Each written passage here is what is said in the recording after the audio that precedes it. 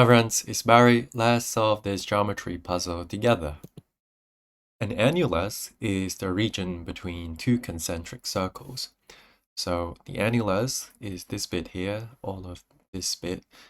The concentric circles in the figure have radii B, so radii B, and C, with B being greater than C. So radii B and then radii C.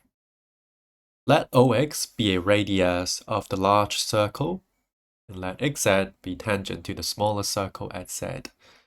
And let OY be the radius of the large circle that contains Z. So let A equals XZ, D equals YZ, and E equals XY. What is the area of the annulus? So we have some lengths in terms of A, B, C, D, and E, and we want to find the areas of the annulus in terms of one of the following options. So let's take a look.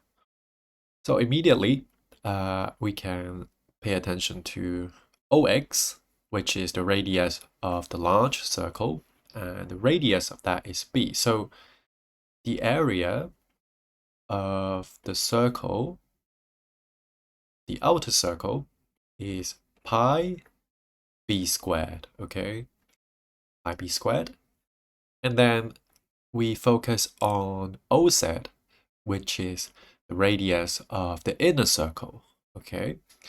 And the area of the inner circle is pi c squared, okay? Because c is the radius of the circle. So now we know pi b squared and pi c squared. Well, the area of the annulus is just the difference of the outer square minus the area of the inner square. So we have annulus equals outer minus inner circle, okay?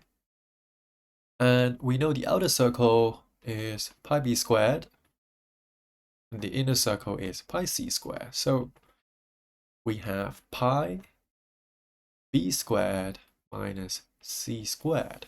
So this is the correct expression for the area of the annulus. But if we look at the answers, there's no such expression of b squared minus c squared.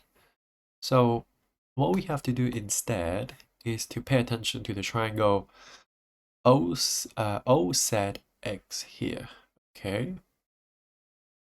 Now, because ZX is a tangent to the inner circle, so the angle OZX is a right-angled, so this is a right-angled triangle.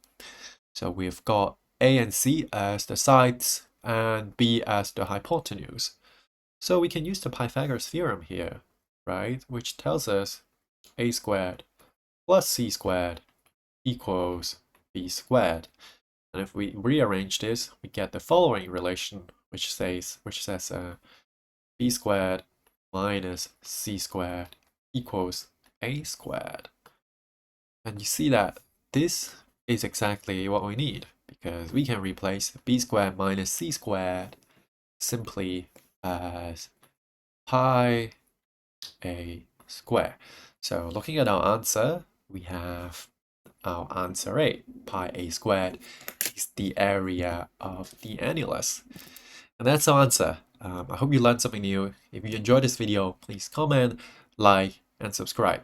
And tell us your approach, because I'm curious to know how you solved this problem. So take care and have a great day. Bye.